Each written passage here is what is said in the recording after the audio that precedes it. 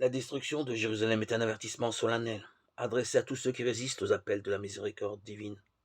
La prophétie du Sauveur concernant la venue du jugement sur Jérusalem doit avoir un autre accomplissement.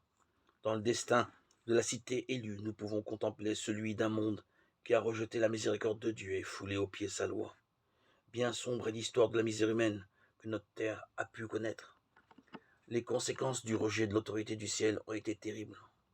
Mais une scène encore plus sombre se profile dans les révélations pour l'avenir, lorsque l'Esprit de Dieu sera totalement retiré et ne tiendra plus en échec les manifestations des passions humaines et de la colère de Satan.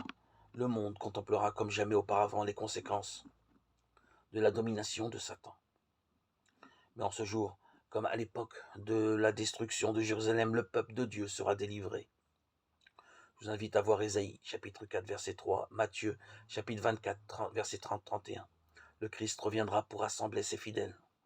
Toutes les tribus de la terre se lamenteront, elles verront le Fils de l'homme venant sur les nuées du ciel avec beaucoup de puissance et de gloire.